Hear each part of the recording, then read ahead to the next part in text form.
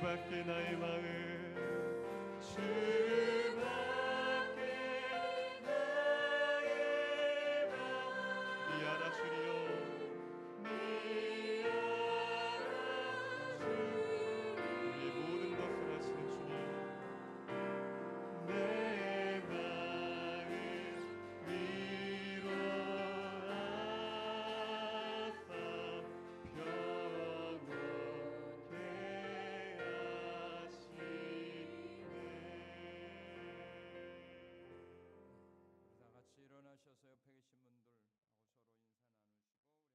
하나님께서 오늘 우리에게 주신 말씀 다니엘서 9장 1절에서 10절 말씀까지 봉독해 드리겠습니다.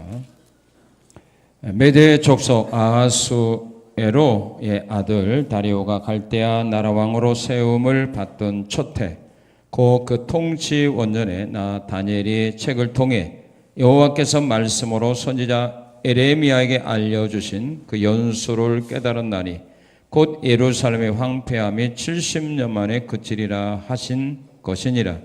내가 금식하며 베옷을 입고 죄를 덮어 쓰고 주 하나님께 기도하며 간구하기를 결심하고 네 하나님 여호와께 기도하며 자목하여 이르기를 크시고 두려워할 주 하나님 주를 사랑하고 주의 계명을 지키는 자를 위하여 언약을 지키시고 그에게 인자를 베푸시는 이시여 우리는 이미 범죄하여 패역하며 행악하며 반역하여 주의 법도와 규례를 떠나싸우며 우리가 또 주의 종 선지자들의 주의 이름으로 우리의 왕들과 우리의 고관과 조상들과 온 국민에게 말씀한 것을 듣지 아니하였나이다. 주여 공의는 주께로 돌아가고 수치는 우리 얼굴로 돌아옴이 오늘과 같아서 유다 사람들과 예루살렘 거민들과 이스라엘이 가까운 곳에 있는 자들이나 먼 곳에 있는 자들이 다 주께서 쫓아내신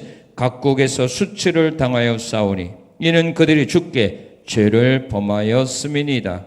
주여 수치가 우리에게 돌아오고 우리 왕들과 우리의 고관과 조상들에게 돌아온 것은 우리가 주께 범죄하였습니다마는 주 우리 하나님께는 긍휼과 용서하심이 있사오니 이는 우리가 주께 패역하였음이오며 우리 하나님 여호와의 목소리를 듣지 아니하며 여호와께서 그의 종 선지자들에게 부탁하여 우리 앞에 세우신 율법을 행하지 아니하였음이니이다. 아멘.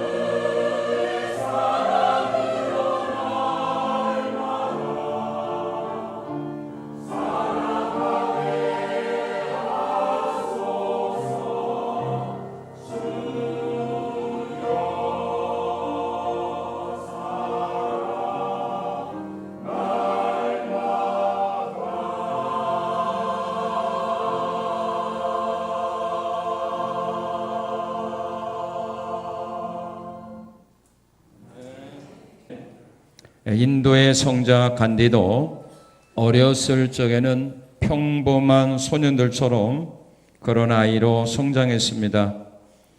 하루는 친구들과 놀다가 근처에 있는 가게에서 구워 파는 양고기가 어찌나 먹고 싶었던지 국리 끝에 집에 돌아와서 엉뚱한 일을 저지르고 말았습니다. 그는 양고기가 너무 먹고 싶어서 아버지의 침실로 몰래 들어가서 장롱을 뒤져서 동전 몇 푼을 꺼내들고 상점으로 가서 먹고 싶었던 양고기를 맛있게 사 먹었습니다. 그것이 너무 맛이 있어서 단번에 먹어 치우기는 했지만 저녁이 되어 집에 돌아온 그는 잠자리에 누웠으나 마음에 걸려 잠을 이룰 수가 없었습니다. 한동안 이불 속에서 눈을 뜨고 이리 구르고 저리 굴러도 영 잠이 오지 않았습니다. 어떻게 하면 좋을까? 그는 고통스럽게 밤을 지새우기보다는 차라리 벌을 받을지언정 정직하게 고백하는 것이 나으리라는 생각이 들었습니다. 그러나 늦은 밤에 아버지께 찾아가 직접 말씀드리기는 어려워서 종이 쪽지에다가 몇 줄 자기의 잘못을 적었습니다. 그리고 그 쪽지를 돌돌 말아서 아버지의 침실문 열쇠 구멍에 끼워놓고 돌아오니 한결 마음이 가벼워지는 것 같았습니다. 이튿날 새벽이 밝았습니다. 그는 잠에서 깨자 어쩐지 아버지가 노한 얼굴으로 방문을 열고 자기에게 달려올 것 같은 그런 느낌이 들었습니다. 그래서 그는 자기가 먼저 아버지께 가서 용서를 빌어야겠다라고 생각하고 아버지의 침실이 있는 곳으로 가봤더니 열쇠 구멍에 있던 쪽지가 없어졌습니다. 그래서 그는 열쇠 구멍으로 방 안을 들여다보았더니 아버지가 그 편지를 읽으면서 눈물을 닦으시는 모습이 보였습니다. 그때 그는 도저히 지체할 수가 없어서 방문을 열고 들어가서 자기의 잘못을 정직하게 아버지에게 고백했습니다. 그러자 아버지는 자신을 꼭 껴안아주며 뜨거운 사랑을 표시해 주었습니다.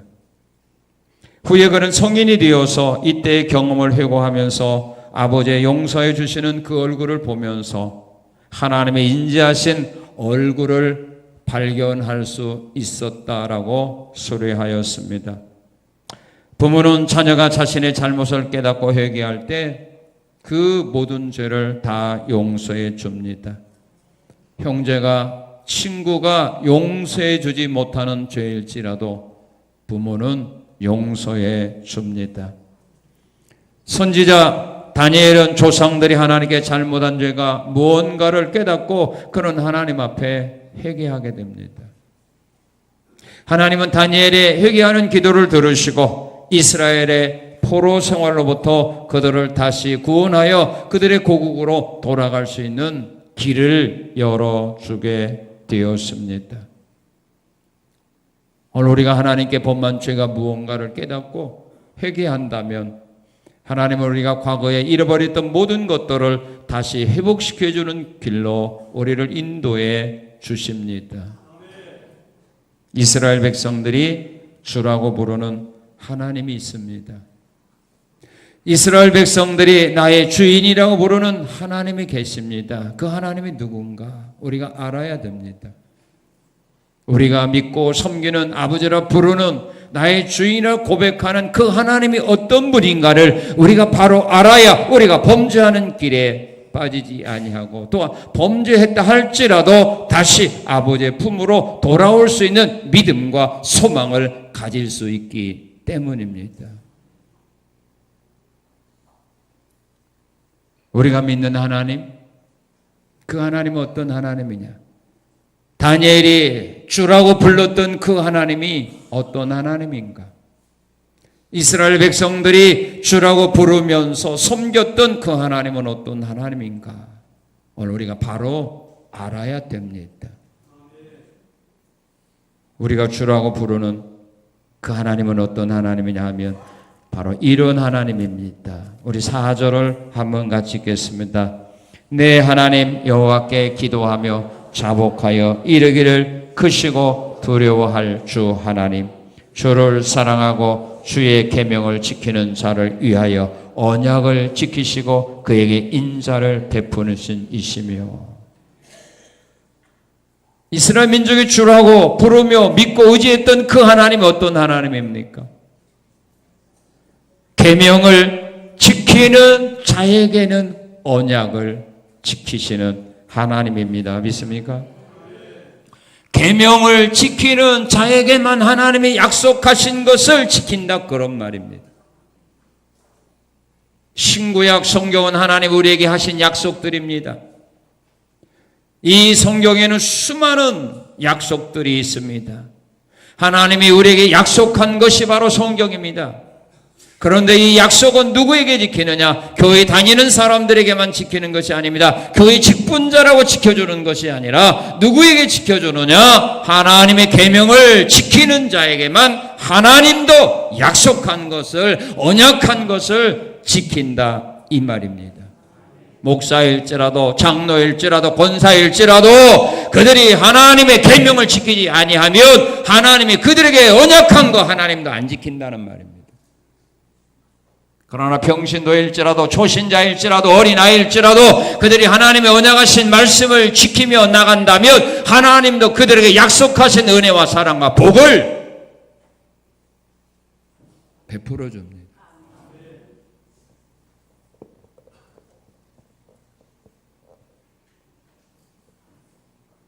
출애굽기 20장 6절에서 하나님은 십계명을 주면서 우리에게 그런 말을 했습니다.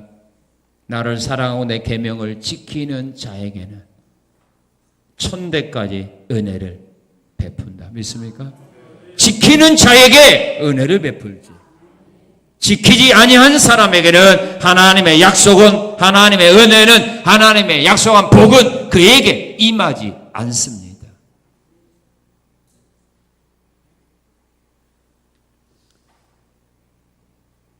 구원은 누가 받느냐? 도덕적으로 선하고 착하게 살았다고? 법 없이 살았다고? 구원받는 것이 아닙니다.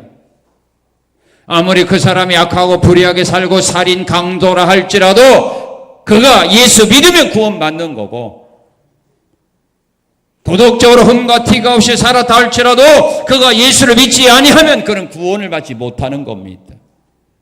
왜요? 하나님의 약속 계명이 뭡니까? 주 예수를 믿어라, 그리하면 너와 내 집이 구원을 얻으리라. 믿습니까?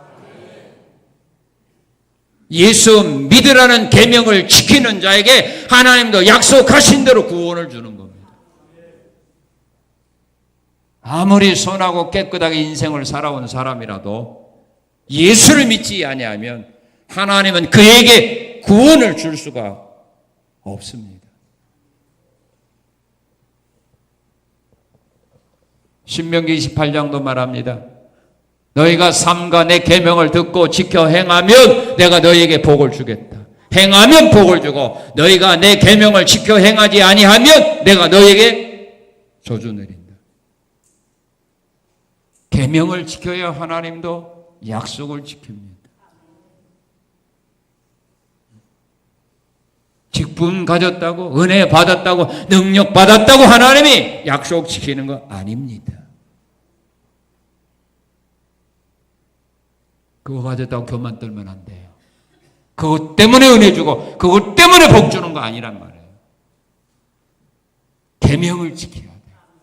말씀에 순종하고 지켜나가야 하나님이 은혜 주고 하나님이 그들의 도움이 되고 구원자가 되는 겁니다. 다니엘은 그걸 깨달은 겁니다. 그래서 우리가 지금 이 나라 와서 70년 동안 포로 생활하게 된 원인이 뭐냐? 우리가 하나님의 계명을 지키지 않았기 때문에 우리에게 영원한 기업으로 주신 가난에서 우리가 살지 못하고 쫓겨났다는 겁니다. 우리가 주로 믿고 부르는 하나님 어떤 하나님이냐? 그 하나님 바로 이런 하나님입니다. 우리 8절 한번 읽겠습니다. 8절. 주여 수치가 우리에게 돌아오고 우리의 왕들과 우리의 고강과 조상들에게 돌아온 것은 우리가 주께 범죄했습니다. 11절에서 12절도 마찬가지입니다. 범죄한 자에게 하나님은 심판하시는 하나님입니다. 이스라엘 민족이 왜 가나안 땅에 살지 못하고, 왜 그들이 바벨론 나라에 침략을 받아 왜 그들이 포로 생활합니까? 뭐 때문이라고요? 우리가 범죄했기 때문입니다. 범죄하면 하나님은 심판하십니다. 소돔 고모라 성에 범죄할 때 하나님은 심판했습니다. 노아 시대 때 사람들이 범죄하자 하나님은 심판했습니다. 아간이 범죄하자 심판했습니다. 게하시가 범죄하자 심판했습니다. 아나니아 삽비라가 범죄하자 심판했습니다. 다윗이 범죄하자 심판했습니다. 솔로몬이 범죄하자 심판했습니다. 믿음의 사람들이라도, 하나님의 사랑과 은혜를 받은 사람들이라도 그들이 하나님 앞에서 범죄할 때 하나님은 어김없이 그들에게 심판의 채찍을 들었습니다. 범죄하는데 하나님의 은혜와 복 준 일은 없습니다. 범죄하면 하나님은 심판합니다. 그 하나님을 믿었기 때문에 요셉은 범죄의 유혹을 받았을 때 뿌리치고 도망간 겁니다. 차라리 죄의 누명을 쓰고 사람들에게 받는 심판을 그는 하나님께 받는 심판보다 가볍게 여겼기 때문입니다. 만약 그 자리에서 요셉이 범죄했더라면 감옥은 안 가겠죠. 그러나 하나님은 그를 버립니다. 요셉은 그걸 믿은 겁니다. 사람의 심판을 두려워한 것이 아니라 하나님의 심판을 그는 더 두려워한 겁니다. 그래서 그는 고백한 겁니다. 내가 어찌 하나님 앞에서 죄를 범하리요. 범죄자를 심판합니다. 그러나 또한 우리 하나님은 이런 하나님도 되십니다. 9절 읽겠습니다. 9절 시작. 다시요. 시작.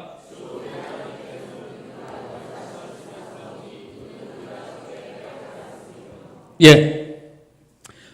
하나님은 긍휼과 용서를 베풀어 주시는 하나님입니다. 믿습니까? 범죄자를 심판하기도 하지만 그들이 회개하고 돌아올 때는 하나님이 그들이 어떤 죄를 용서했든지 자비와 사랑을 베풀어 주고 그들의 죄를 용서해 주십니다. 그래서 이사야 1장 18절은 말합니다. 우리 죄가 주홍 같고 진홍과 같이 붉을지라도 하나님 앞에 나와 자백하면 흰 눈처럼 양털처럼 희게 용서해 줍니다. 하나님은 한번 용서한 것은 다시는 기억하지 않는 분입니다. 하나님은 자비로우신 하나님입니다. 그래서 시편 146편 7절 9절에 보면 이런 하나님이 우리에게 가르쳐 줍니다. 하나님은 줄인 자에게 먹을 거 주시고 갇힌 자에게 자유를 주시고 맹인의 눈을 열어주시고 피곤한 자를 일으켜 주시고 나그네를 보호해 주신다. 죄에 대해서는 우리 하나님이 심판하지만 또한 약하고 부족한 사람들에게는 자비와 공유를 한량없이 베풀어 주시는 주님입니다. 그리고 그 하나님은 어떤 하나님이냐? 우리 7절에 읽겠습니다. 시작. 주여, 공의는 주께로 돌아가고 수치는 우리 얼굴로 돌아옴이 오늘과 같아서 유다 사람들과 거민들과 이스라엘 가까운 곳에 있는 자들이나 먼 곳에 있는 자들이 다 주께서 쫓아내신 각국에서 수치를 당하였사오니 이는 그들이 주께 죄를 범하였음이니이다. 14절에 보면은 우리 하나님께서는 어떤 하나님이라고 말합니까? 모든 일이 공의로우시나 여호와께서 행하시는 모든 일이 공의로우시나 우리가 그 목소리를 듣지 아니하였습니다. 하나님은 공의로우신 하나님입니다. 믿습니까? 하나님은 공의로우신 하나님입니다. 하나님은 불의가 없습니다. 하나님은 모든 일을 진실하게 하십니다. 하나님은 그래서 각 사람이 행한 대로 하나님은 갚아 주십니다. 오늘 하나님을 믿는 하나님의 사람들이 공의로우신 하나님을 제대로 안 믿습니다. 은혜가 풍성하신 하나님, 사랑이 풍성하신 하나님은 믿고 찬양하지만 공의로우신 하나님을 성도들이 믿으려고 하지를 않습니다.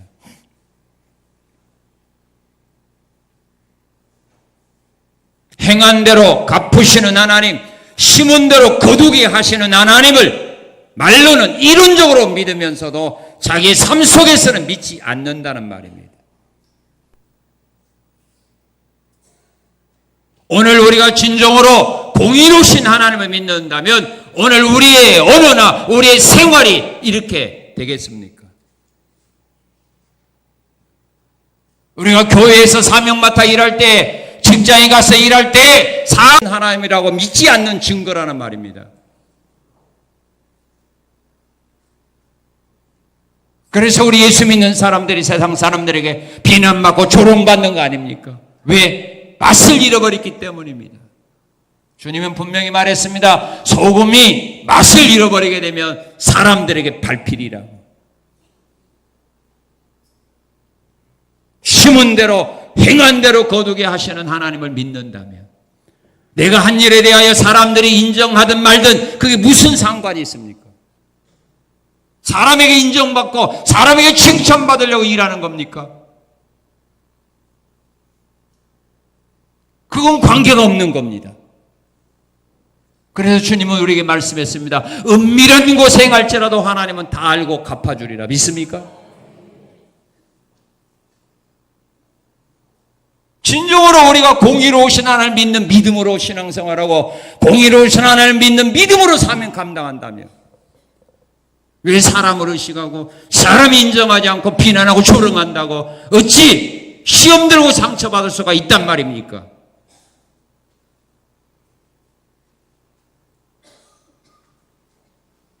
하나님 앞에서 우리가 신앙생활을 할 거 아닙니까? 하나님이 영광 받으시고 하나님이 인정하시면 된 거 아닙니까? 이스라엘 민족이 바로 이 공의로우신 하나님을 믿지 아니함으로 그들이 바로 범죄하게 된 겁니다. 죄를 지면 하나님의 심판받아 나라가 망하고 가족이 망하고 성전이 무너진다는 사실을 정말로 믿었다면 그들이 어찌 하나님 버리고 우상 숭배하는 길로 나갔겠습니까?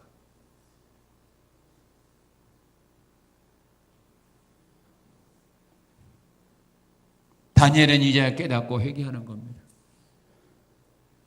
우리가 이렇게 나라가 망하여 이 나라 와서 포로 생활하게 된 모든 것이 우리가 행한 대로 하나님이 공의로 심판했기 때문에 우리가 지금 이런 환경에서 삽니다. 다윗은 공의로우신 하나님을 원망한 것이 아니라 공의로우신 하나님을 인정하고 그 앞에 그는 꿇어 엎드린 겁니다. 사랑, 은혜에 풍성하신 물론 그 하나님도 좋습니다. 그러나 그 하나님만을 너무 사모하고 그 하나님만을 믿고 그 하나님만을 찬양하다 보니까 공의로우신 하나님을 우리의 삶 속에서 인정 안 하게 되는 이런 삶을 살고 있다는 말입니다. 공의로우신 하나님, 공의로우신 하나님, 심는 대로 거두게 하시는 하나님을 우리는 은혜와 사랑이 풍성하신 하나님처럼 믿어야 된다는 말입니다. 그럴 때 우리의 삶이 변화되는 겁니다. 그 하나님을 믿을 때만이 우리가 하나님 앞에서 옳은 삶을 살아갈 수 있는 힘을 얻기 때문입니다. 우리 하나님은 또한 어떤 하나님이냐? 15절 읽겠습니다. 15절 시작.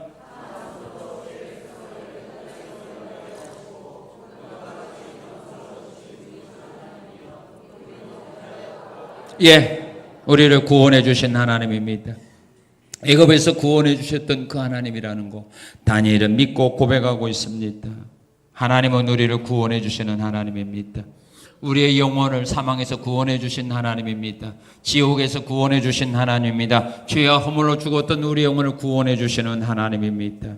죄의 삭은 사망이지만 하나님의 은사는 그리스도 예수 우리 주 안에 있는 영생입니다. 우리가 구원받은 거 하나님의 은혜 아닙니까? 하나님은 구원자입니다.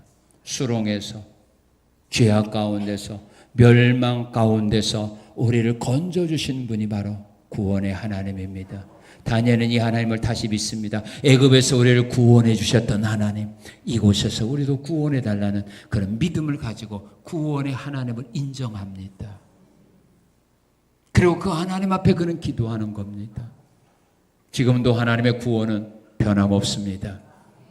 내가 만난 시련과 아픔과 고통, 질병, 수렁에서 하나님은 나를 구원해 주시는 구원자입니다. 이 하나님을 믿고 우리는 절망하지 말고 믿음과 소망 가지고 일어나야 된다는 말입니다. 사람들이 희망이 없다라고 말한다 할지라도 이 구원의 하나님을 믿는 믿음을 가지고 우리는 일어나야 된다는 말입니다. 하나님은 나를 구원해 주시는 하나님입니다. 과거에 구원해 주셨던 하나님이 이번에도 나를 구원해 주신다는 사실을 의심하지 말고 믿어야 되는 것입니다. 그리고 우리가 믿는 하나님은 어떤 하나님이냐? 17절은 말합니다. 우리의 기도를 들어주시는 하나님입니다. 믿습니까? 하나님은 믿음의 사람들이 기도할 때 들어줍니다. 다니엘이 기도할 때 하나님은 들어줍니다. 엘리야가 기도할 때, 엘리사가 기도할 때, 다윗이 기도할 때, 솔로몬이 기도할 때, 히스기야가 기도할 때, 믿음의 사람들이 하나님께 나와 기도할 때 하나님은 들어주셨습니다. 환난 속에서 들어주셨습니다. 실패 속에서 들어주셨습니다. 병든 가운데서 들어주셨습니다. 요나가 고기 뱃속에서 기도할 때 하나님 그 기도 들으시고 고기 뱃속에서도 구원해 주셨습니다. 나의 기도를 들으시는 하나님 믿습니까? 내 기도를 들으시는 하나님, 나를 구원해 주시는 하나님, 공의로우신 하나님, 계명을 지키는 자에게 언약을 지키시는 하나님, 범죄한 자를 심판하시는 하나님, 긍휼과 용서하심을 우리에게 날마다 때를 따라 베풀어 주시는 이 하나님을 우리는 믿어야 된다는 말입니다. 그럴 때 우리의 삶이 변하게 되는 겁니다. 아무리 어려운 환난과 아무리 절망에 빠졌다 할지라도 우리는 그 자리에서 일어날 수 있는 힘을 얻는 겁니다. 전능하신 하나님 믿습니까? 이스라엘 민족을 애굽에서 바벨론에서 구원할 자는 사람이 없었습니다. 사람으로 안 됩니다. 다니엘은 그거 믿은 겁니다. 그래서 이 하나님께 구하는 겁니다. 자, 이스라엘 백성들이 그들의 주 되신 하나님께 범한 죄가 있습니다. 다니엘은 고백합니다. 우리가 주께 범죄했다고. 우리가 하나님께 범죄했다고. 이들이 도대체 어떤 죄를 범했기 때문에 그들이 이스라엘 나라에서 쫓겨온 겁니까? 왜 그 나라가 망하게 된 겁니까? 그들이 도대체 어떤 죄를 범했기 때문에 성전이 무너지게 되는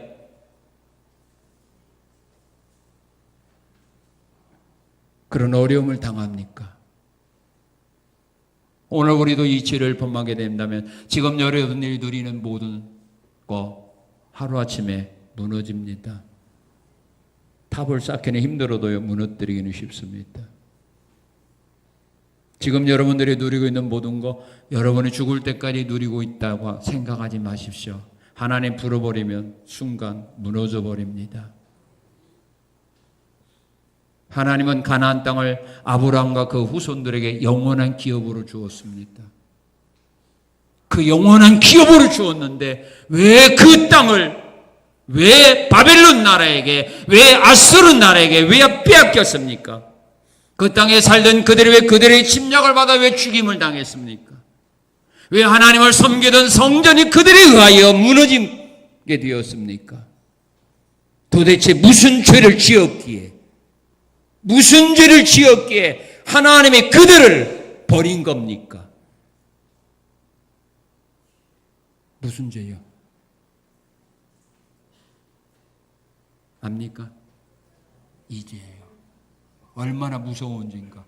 아마 여러분들이 볼 때 그것이 무슨 그렇게 할 수 있을 겁니다. 그러나 하나님이 이런 죄를 짓는 자는 지금도 마찬가지입니다. 버립니다. 흩어져 버립니다. 이방인들에게 짓밟힘을 당하게 합니다. 불신자로 하여금 그들의 모든 것을 빼앗아가게 합니다. 그 죄가 어떤 죄냐? 우리 5절을 읽겠습니다. 5절 시작.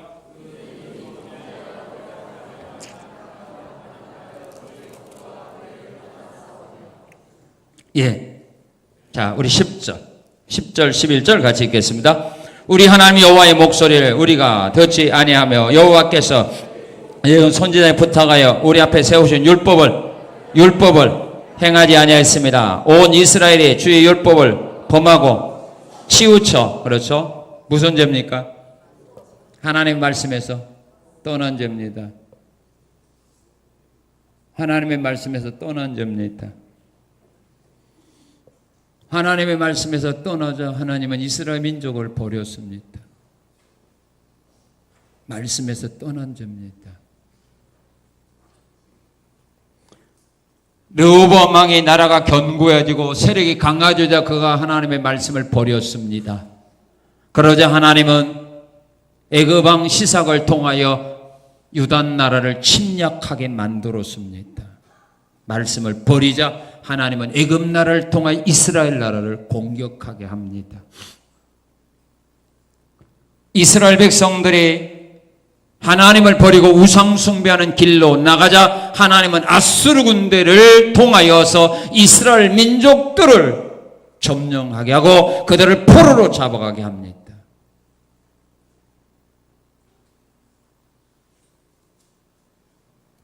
므낫세가 성전 안에서 하나님을 섬기는 대신 우상을 만들어 놓고 우상 숭배하는 길로 나가자 하나님은 진노했습니다. 말씀에서 떠난 죄입니다. 법에서 떠난 사람들, 그죠? 사업을 하되 법에서 떠난 사업을 한 사람들, 정치를 하되 법에서 떠난 정치를 한 사람들 보니까 큰 집에 들어가서 사는데 가장 작은 방에 살더라고요. 그죠? 큰 집에서 사는데 가장 작은 방에서 혼자 살아. 그리고 법에서 떠난 가까운 데 소유한 건 다 빼앗아 가더라고요. 그것도 거기에다가 벌금 더 얹어서. 말씀에서 떠난 죄. 그 죄예요. 이스라엘 민족이 망한 죄가 그 죄예요. 오늘 하나님의 사람들도 마찬가지입니다. 신앙생활로 하나님의 은혜 안에서 잘 성장하고 모든 것이 잘 나가고 풍성하고 모든 것을 손에 잡았다라고 생각할 때 그들이 하나님의 말씀에서 떠나게 될 때 하나님이 그냥 둡니까? 사랑하는 자는 그냥 두지 않습니다. 버린 자는 그냥 둡니다. 그러나 하나님의 사랑하는 자는 징계의 채찍을 들게 되어 있습니다.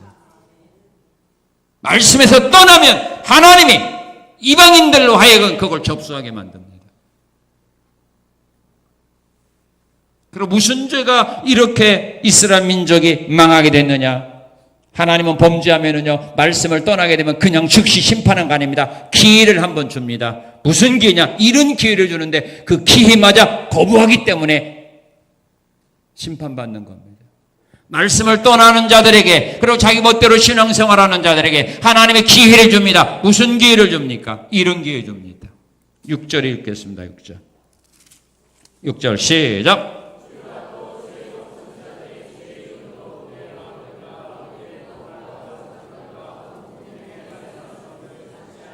예, 자 우리 10절 읽겠습니다. 우리 하나님 여호와의 목소리를 듣지 아니하여, 그죠? 예, 듣지 아니하여. 11절에 보면 온 이스라엘이 주의 율법을 범하고 치우쳐 가서 주의 목소리를, 자, 주께서 선지자를 통해서 전해주는 하나님의 말씀을 그들은 듣지 않고 거부한 죄입니다. 하나님의 말씀을 듣지 않는 죄입니다. 그래서 하나님은 그들을 진노하는 겁니다. 여호야다가 하나님을 떠나서 우상 숭배하는 길로 나가자 하나님은 선지자 사가랴를 통하여 그에게 그 죄를 지적할 때 여호야다는 사가랴를 죽입니다. 시드기야 왕에게 에레미야가 가서 이스라엘 나라 민족이 사는 길은 바벨론 나라에 항복하는 길이라고 할 때에 그 선지자의 말을 듣지 아니하고 오히려 선지자를 감옥에 가두고 오히려 많은 백성들과 같이 선지자를 비웃고 그들의 말을 비방할 때 결국 그들은 바벨론 나라에 의하여 완전히 포로가 되어 끌려가는데 수많은 사람들이 죽임을 당하고 성전은 무너지고 집들은 무너지고 쇠사슬에 묶여서 포로가 되어 끌려갑니다. 선지자의 말을 들었더라면 이런 어려움은 없었습니다. 그래서 하나님이 우리에게 기회를 줍니다. 뭡니까? 하나님의 말씀으로 선지자를 통하여 하나님의 사람들은 하나님의 말씀으로 권면해 주거든요. 그걸 거부할 때 하나님이 진노합니다. 이스라엘 민족이 그걸 거부했어요. 그 죄입니다. 그리고 그들이 지은 죄가 어떤 죄냐? 어떤 죄가 그들을 멸망하게 했느냐? 자, 9절 읽겠습니다. 9절. 이는 우리가 주께 뭐 했어요? 패역하였습니다. 주께 패역한 죄입니다. 패역이라는 말은 반역했다, 거역했다 이 말입니다. 하나님을 거역한 죄입니다. 하나님을 거부한 죄입니다. 이런 죄가 결국은 그들로 하여금 나라가 망하게 되는 그런 어려움을 당하게 됩니다. 그래서 이들은 하나님을 거부하기 때문에요. 에레미야 5장 11절 13절에 보면은 그들은 하나님을 인정하지 않았습니다. 그래서 그들은 하나님은 살아계시지 아니하기 때문에 하나님께서 말한 그런 재앙들 우리에게 임하지 않는다라고 말하면서 계속하여 죄를 더 짓게 됩니다. 하나님을 거부하는 사람이죠.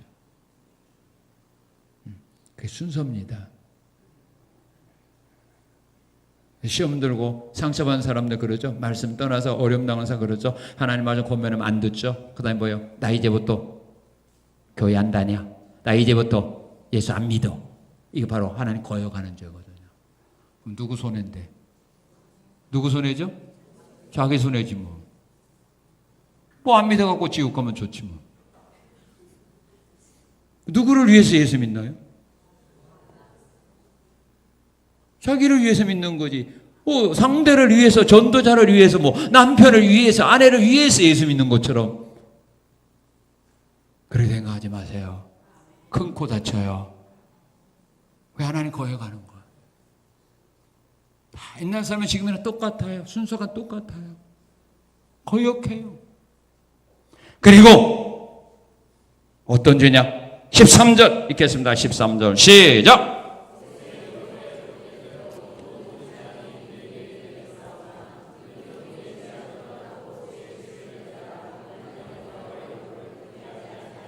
여호와의 얼굴을 기쁘게 하지 않았다 이 말입니다. 그런데 바른 성경에서는 이 말씀이 이렇게 번역을 했습니다. 하나님의 은총을 구하지 아니했다. 사람이 어려운 일을 당할 때면 하나님의 은혜와 사랑과 자비를 구해야 될 거 아닙니까? 그런데도 이스라엘 민족은 교만떤이라고요. 하나님께 절대로 은혜를 구하지 않아요. 자기들이 여러 가지 재앙으로 인하여 죽음의 위기를 만나 있고 나라가 망했는데도 하나님 앞에 은혜를 구하지 않아요. 우상이나 찾고 사람이나 찾고 어렵고 힘들 때 성경 뭐라고 말했습니까? 너희가 환난을 만날 때 뭐라고 말했습니까? 내게 와서 부르짖으라. 어려울 때 나를 찾아오라고 하잖아요. 어려울 때 찾아야 됩니다. 그런데 이스라엘 민족은요 어려워도 안 찾아요. 그러니까 하나님이 버리는 거고 구원도 안 해주는 거예요. 이런 죄는 오늘도 성도들의 삶 속에서 수없이 많이 일어나고 있는 것들입니다. 그런데 이 죄인줄을 깨닫지를 못해요. 그래서 오늘 하나님께서 이 말씀을 통하여 우리에게 가르쳐주는 겁니다. 이런 것들이 얼마나 무서운 죄인 줄로 너희 알고 있느냐? 우리 너무너무 쉽게 짓는 범죄들입니다. 그런데 이들이 이 결과가 이렇게 크게 내게 다시 돌아오리라고 생각하는 사람은 없다는 말입니다. 이스라엘 나라까지 버렸는데 성전까지 버리신 하나님입니다. 이런 죄를 범했을 때. 그렇다면 우리가 지금 누리고 있는 거 버리는 거 하나님께 아무것도 안 해요. 이런 죄의 유혹에 넘어가지 말아야 합니다. 그래야 지킵니다. 그래야 보호받습니다. 자, 이렇게 죄를 지었는데도요, 이스라엘 백성 이 죄를 깨닫지 못하고 있어요. 70년 포로 생활하면서도 이 죄가 우리나라를 멸망하겠다는 사실을 이들은 깨닫지 못하고 있는 겁니다. 그런데 늦게나마 다니엘은 깨달았어요. 그래서 하나님께 기도하게 됩니다. 이스라엘 백성들이 주께 범한 죄에 대해서 그들이 어떻게 하느냐면요, 주께 범한 죄가 무언가를 깨닫게 됩니다. 죄를요 깨닫는 것이 은혜입니다. 깨닫지 못하게 되면 회개 안 합니다. 왜 여러분들 회개 안 합니까? 깨닫지 못해서 자기가 옳다고 생각하니까 내가 뭘 잘못냈느냐고 하니까 회개를 안 합니다. 그러나 잘못한 걸 깨닫는 사람은 회개하게 됩니다. 그러면 사람의 죄를 짓고 그 죄를 깨닫는 방법이 있습니다. 어떻게 깨달았어요? 다니엘이 어떻게 자기의 조상들이 이런 죄를 지었는가를 어떻게 깨달았습니까? 자, 우리 말씀을 통해서 깨닫습니다. 본문 2절에 보면은 에레미야 선지자의 글을 이제서야 깨닫습니다. 에레미야가 알려주신 그 연수를 깨달았나니 곧 예루살렘의 황폐함이 70년 만에 그치리라 하신 것이라. 그러면 다니엘은요 포로로 잡혀온 사람입니다. 젊은 청년 시대에 포로로 잡혀온 사람입니다. 그렇기 때문에 그는 에레미야 선지자의 말을 들었던 청년입니다. 그런데 그가 70년 포로 생활하면서 이 말씀을 잊고 살았습니다. 그런데 70년 기한이 다 되자 이제야 이 말씀을 이제야 깨닫게 됩니다.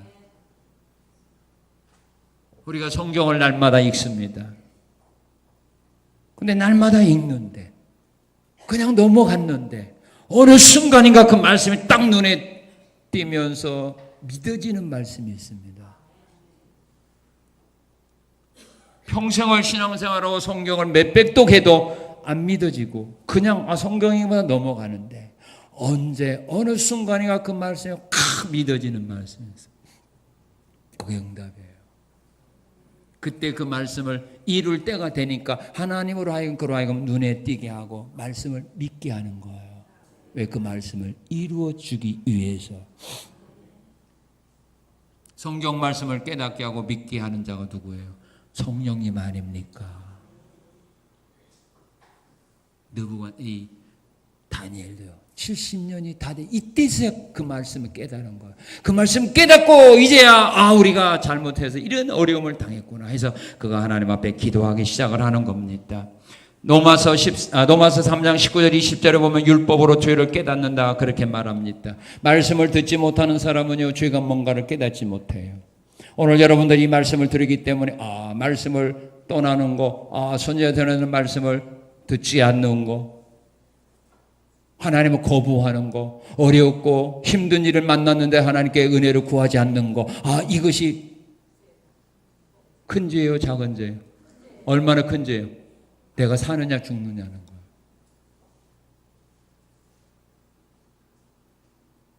이것도 오늘 이 말씀을 들음으로 우리가 깨닫는 거예요. 이 말씀을 듣지 못한 사람은 이렇게 이것이 큰 죄고 하나님이 진노하는 죄라는 사실을 모르죠. 그래서 우리가 하나님의 말씀을 들으면서요 죄를 깨닫는 것이 가장 큰 은혜 받는 겁니다. 말씀 들으면 마음이 평안하고 위로받고 평안하면 뭐합니까? 근본적인 죄 문제가 해결되지 않았는데 죄가 하는 역할이 뭡니까? 하나님과 우리 사이를 가로막는 역할 아닙니까? 내가 기도해도 하나님의 하나님이 듣지 못하게 하고 하나님이 우리에게 도움의 손길을 폈는데도 그 도움이 손길이 내게 오지 못하게 막는 것이 바로 죄 아닙니까? 에레미야 5장 24절 25절에 보게 되면 하나님이 날마다 변함없이 우리에게 한없는 은혜와 사랑과 복을 베풀어 주어도 그것을 내가 받지 못하도록 가로막는 것이 바로 내 죄인데 이 문제 해결 없이 은혜 받으면 뭐하고 마음이 평안하면 뭐합니까? 근본적인 문제가 해결되지 않았기 때문에 얼마 가지 못하여 또다시 염려 근심에 빠져버리는 겁니다. 사람이 병을 치료하는 것도 마찬가지입니다. 근본적인 문제를 치료하지 아니하면 다시 재발하는 겁니다. 그래서 하나님 우리에게 말씀을 주시면서 우리로 하여금 근본적인 문제인 죄의 문제가 뭔가를 깨닫게 하고 회개할 수 있도록 인도해 주시는 겁니다. 그래서 말씀을 통하여 죄를 깨닫는 겁니다. 그 다음에 무엇을 통하여 또 깨닫느냐 하면요, 우리 7절 8절 한번 읽겠습니다. 7절 8절 시작.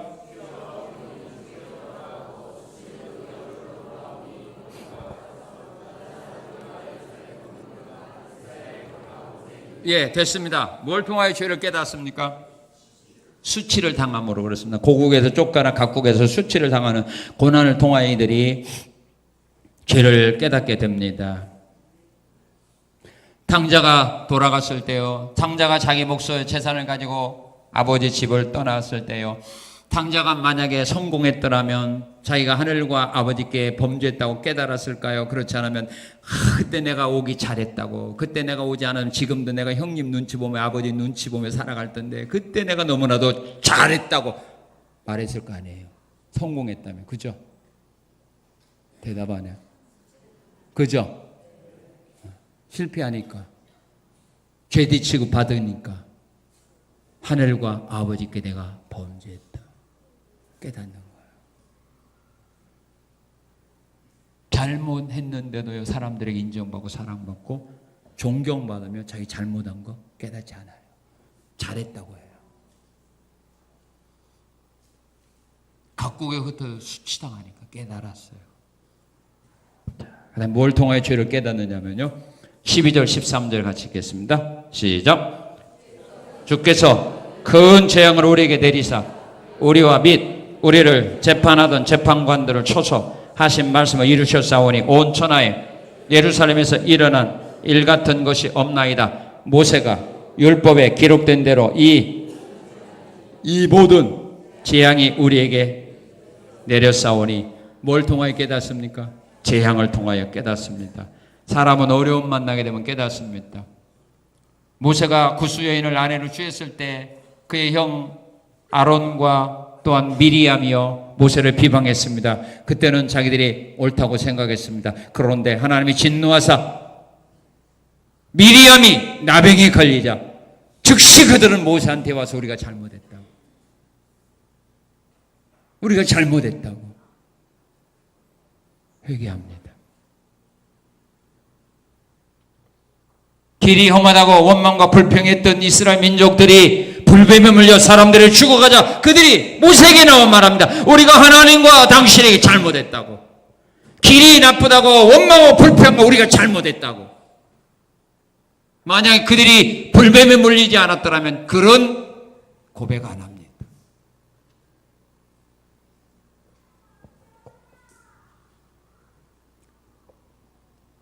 다윗이 사단에게 충동질 받아서 인구조사했습니다. 그 인구조사가 잘못이라고 다윗은 깨닫지 못하는데 하나님께서 전염병으로 백성들 7만 명을 죽게 합니다. 그때 다윗은 하나님 앞에 자기의 잘못을 고백합니다.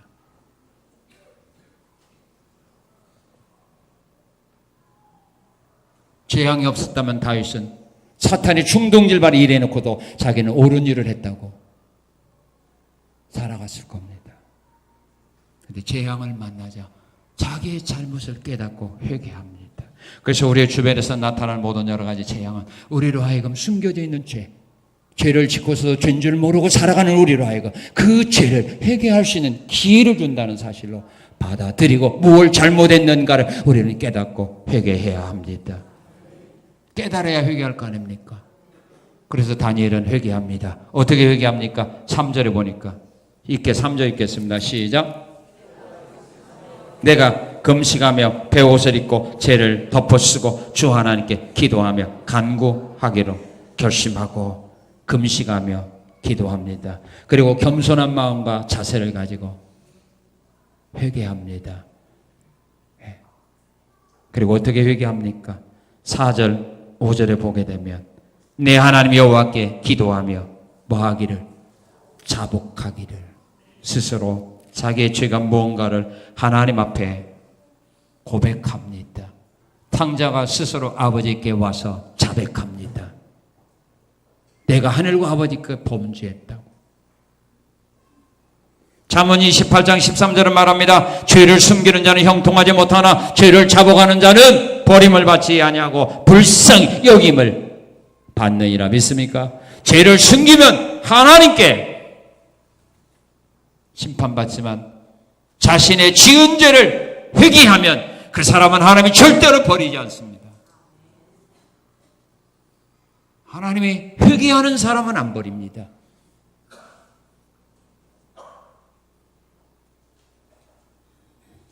요한일서 1장 9절은 말합니다. 하나님 믿부사 우리가 우리 지은 죄를 자백하면 하나님 우리 모든 죄를 용서해 준다. 믿습니까? 자백하면 용서해 줍니다. 죄는 스스로 고백하는 것이 서로가 좋습니다. 자, 죄를 깨달았습니다. 그 다음에 깨달았으면 어떻게 해야 돼요? 회개했습니다. 회개만 하면 됩니까? 이제 자기의 삶 속에서 벗어나야지요. 그래서 다니엘은 주께 범한 죄를 용서해 주시고 이제 용서해 주시고 이제 우리들을 이제 은혜를 베풀어 달라고 기도합니다. 하나님 우리를 이대로 버리지 마시고 포로 생활하고 있는 우리들 이대로 버리지 마시고 이제 하나님 우리 지난날에 우리 조상들이 지었던 이런 모든 죄를 하나님 회개하오니 다 용서해 주시고 이제 이 백성들에게 하나님 이런 은혜를 베풀어 주옵소서 하고 하나님께 구합니다. 이 은혜는 여러분들에게도 필요할 줄로 믿습니다. 어떤 은혜를 구합니까? 바로 이 은혜입니다. 우리 16절 읽어봅시다. 16절 시작.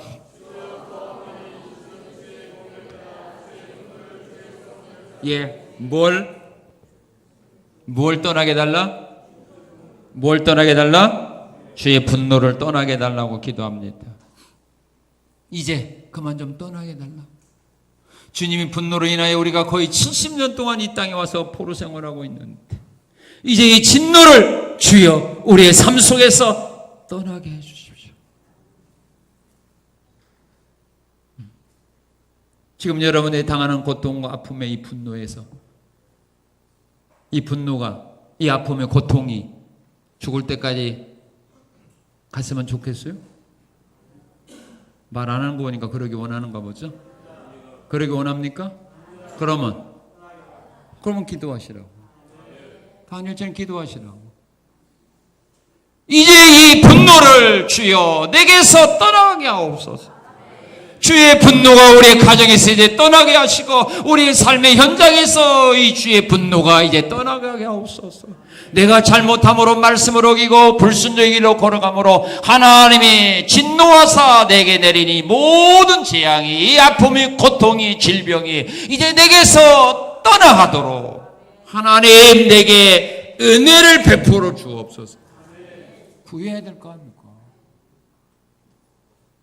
가만히 있으면 뭐 알아서 해주나요? 구하라는 말입니다. 이제 좀 떠나고 여기서 구원해달라. 이렇게 기도했어요. 다니엘이 기도를 하나님이 들어줬어요? 안 들어줬어요? 그러면 이게 하나님의 뜻에 맞는 기도예요? 정욕적인 기도예요? 그렇죠. 그러면 이대로만 하면 돼. 오늘도 우리가 다니엘과 같은 믿음으로 이런 기도하면 하나님은 오늘 또 이 기도하는 자들은 응답해 준다 이 말이에요. 주의 분노를 떠나게 하소서. 그 다음에 은혜를 주는데 나를 불쌍히 여기서 달라고 하지요, 여러분들. 그죠? 우리 가족을 좀 불쌍히 여겨달라고. 우리 새끼 좀 불쌍히 여겨달라고. 고통당하는 모습 나는 더 이상 못 보겠어. 그렇게 기도했는가? 다니엘은 어떻게 기도했는가 보세요.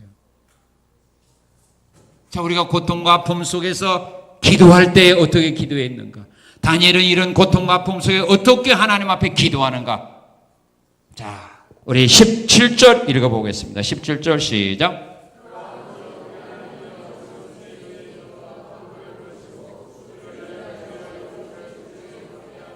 예, 19절.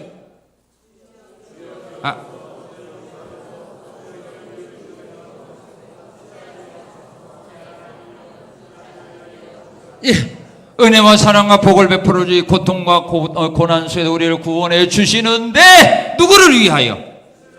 누구를 위하여? 주를 위하여. 주 자신을 위하여 하시옵소서. 19절 그랬죠?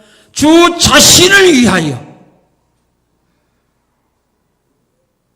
우리는 누구를 위하여? 나를 위하여, 우리 자식을 위하여, 우리 부모를 위하여, 남편을 위하여, 그죠? 아내를 위하여. 하나님 한 번만 봐주세요. 근데 다니엘이 뭐라 그래요? 주 자신을 위하여 하시옵소서.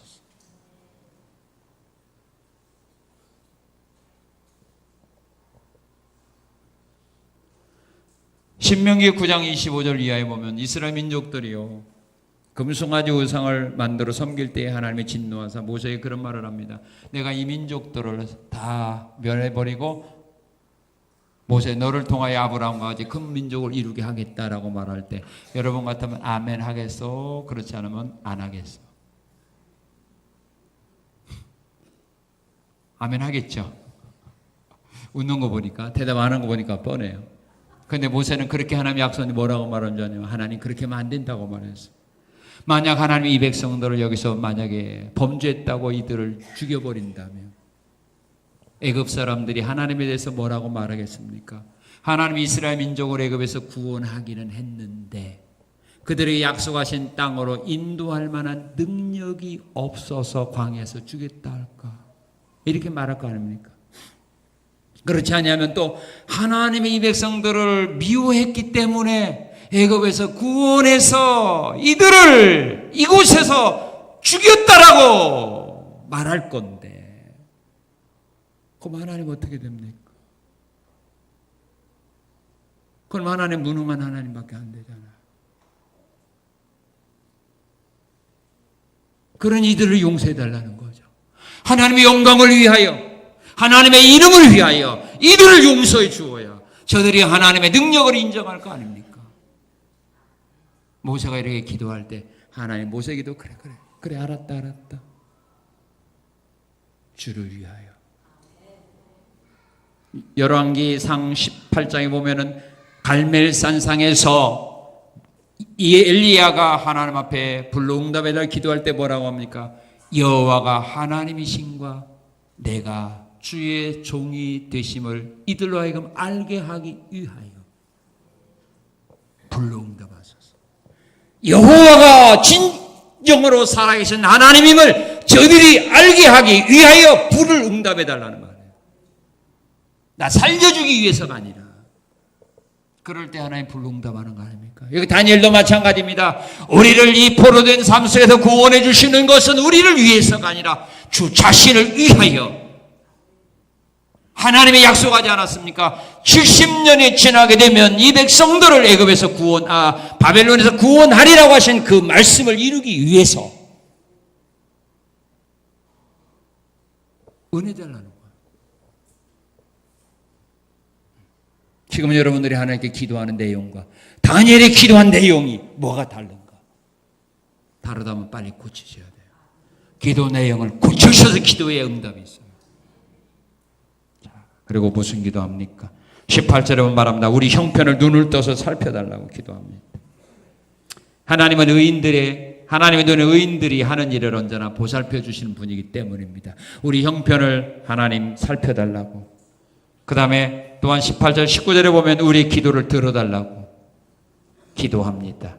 그리고 중요한 것은 뭡니까? 19절 다시 한번 읽겠습니다. 시작.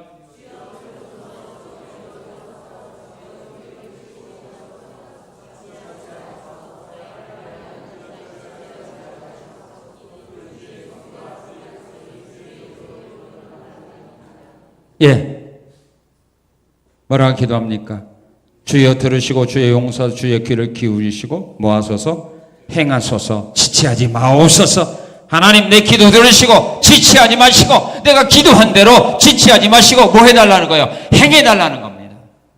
우리는 기도할 수는 있지만은 기도한 대로 우리가 살아갈 수는 없습니다. 내가 기도한 내용을 내가 이룰 수는 없습니다. 그래서 다니엘은 하나님께 구하는 겁니다. 내 기도 들으시고 하나님 지체하지 말고 행하옵소서. 행하옵소서. 기도 듣는 것으로 중단하지 말고 눈을 떠서 내가 당한 형편을 살피는 것으로 끝나지 말고 내 기도를 들으셨으면 빨리 행해달라고. 빨리 이 민족을 이 포로 생활하는 삶 속에서 더 이상 두지 마시고 우리를 구원하기 위하여 하나님 빨리 행해달라고 간구합니다. 그래서 하나님께서 역사하기 시작하는 겁니다. 그러자 하나님께서 왕을 바꿉니다. 나라가 바꿉니다. 왕이 바꿔집니다. 그래서 그 왕으로 하여금 이제 이스라엘 민족을 고국으로 보내는 일에 이 새로운 왕이 정치를 그렇게 하게 합니다. 그래서 결국 이스라엘 민족이 70년 포로를 생각하면 청산하고 가나안 땅으로 다시 돌아가 나라를 세우게 됩니다. 하나님은 지금도 변함없습니다. 하나님은 지금도 말씀 지키는 자에게 언약을 지키십니다. 하나님은 공의로우신 하나님입니다. 기도를 들으시고 역사하시는 하나님입니다. 이 하나님의 능력을 믿는 믿음을 가지시고 절망하지 마시고 믿음과 소망 가지시고 일어나 앞으로 나가 말씀이 여러분의 삶 속에서 이루어지고 여러분들이 하나님께 기도한 모든 기도의 내용들이 여러분들의 삶 속에서 이루어지는 그런 복되고 아름다운 삶을 살아가시는 은혜가 있으시기를 주님의 이름으로 축원합니다. 하나님.